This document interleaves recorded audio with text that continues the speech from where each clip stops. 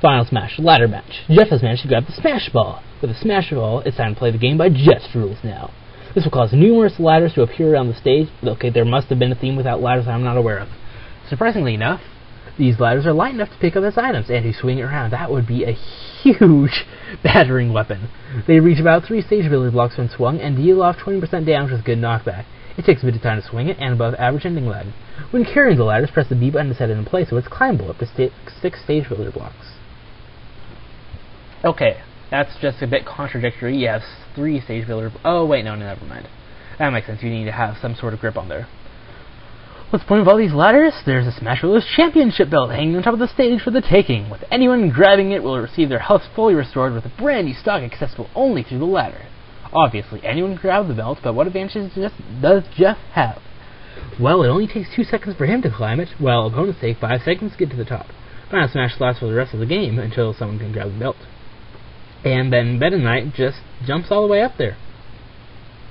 I just need to throw that out there. You don't really need the ladder. You said that accessible only through the ladder. I'm not sure what you mean, like you can only be climbing the ladder to grab it. But whatever it is, you need to rephrase that so it makes a bit more sense. Okay, let me check for time. I totally went way over, so this is going to be part of my next video. So, let's go on to the playstyle. Jeff is called the Ultimate Risk Taker, so naturally his moveset has a lot of risks in it. Make sure whatever move you're going to use, it hits, because if not, well, Jeff's going to pay for it. Especially his dash attack, because good Jeff players will use it anytime they can, as it has great priority and can ground opponents easily, providing that it hits. Not only that, as Jeff also falls down, he can get an easy pin, surprising your opponents. Speaking of pinning, you should always try and pin your opponent anytime that you can. Anytime you knock down the opponent, you should immediately press the down special button. This will at least keep them thinking on what to do, but you should always try to be one step ahead. Keep your opponent moving until they mess up, or until you're ready to use Jeff's Twist of Fate, the neutral special. It's good that you put in the name of the move and the move input there. Or surprise opponents with the Swanton Bomb, as we both knock them down to the ground for 2 seconds, giving Jeff a near guaranteed pin. Just remember to gain the upper hand early in the match, so Jeff can utilize his neutral special easily. And make sure you're at the right position for Jeff's down aerial in the air. Of course, not all the time will Jeff gain the upper hand at the beginning. Jeff should use his neutral combo to get some space in between him and the opponent while using damage as well. What was that neutral combo? I don't exactly remember. Oh yeah, reverse mule kick. That's right. And it's better to follow it up with an aerial attack. I'm in the wrong spot. And the opponent doing some damage as well. After you have enough time to get some clapping done on the neutral special, I still love that clapping. Start taking for the air. It's going to be harder to get some clapping done, especially if they're just going to rush into you, and it's better to follow up with an aerial attack to get them to cheer. If you somehow cannot perform this neutral special or down with aerial, your next best option is his up smash, where he has super armor at the beginning of the move, and is sure to knock opponents down for a whole second. If you're finding it hard to get opponents down to the ground, use your side tilt to get behind the opponents to knock them down, or his forward smash for more damage but less range. If you can get them within your range, grab them at any means necessary, send them over a pit, use Jeff's dash attack, and wham! Instant Jefficide, providing that they're at the right place at the right time. Also, use this side special to get out some damage and some time to think. Best used to get some clapping done. Watch out for projectile users. Jeff has no way to counter them other than rushing in forward. Also, when using Jeff's recovery move, watch out for opponents attacking Jeff while he's climbing. He cannot do anything, but if opponents are behind him, he can do a crazy risk-taking attack from the top of the ladder. Jeff is a risk-taker, and he should always make sure that the attacks hit before using any attacks.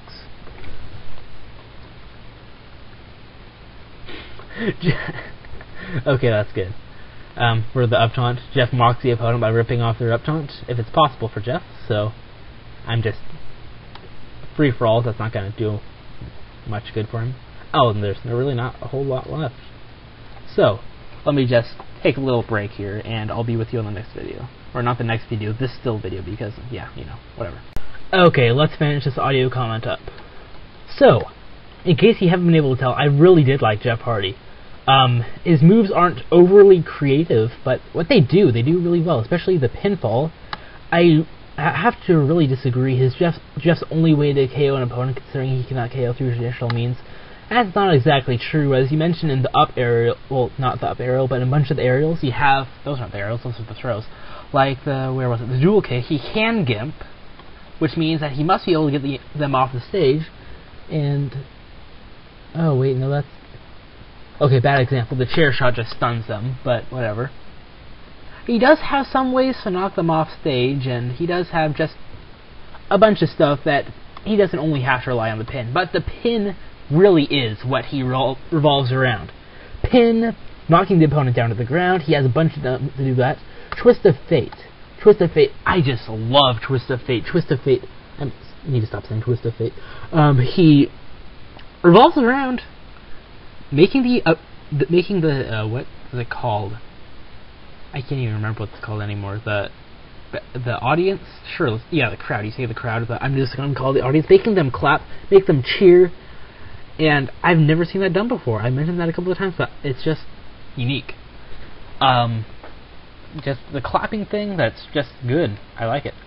However, it all comes together really nicely, but when it comes together, you just have a bunch of just wrestling. Well, I don't know. It's a good set. It really is. For a wrestler, for a generic human being, it's a great set. It's one of the best ones that I've read for a generic human. I'm not sure how to finish this up. I'm just going to... awkward silence. I like the set, and it's got lots of good stuff, good playstyle, basic moves that come together really well, and yeah, that's my analysis of this moveset. So I'm just going to fade out while saying, Hardy, Hardy, Hardy, Hardy.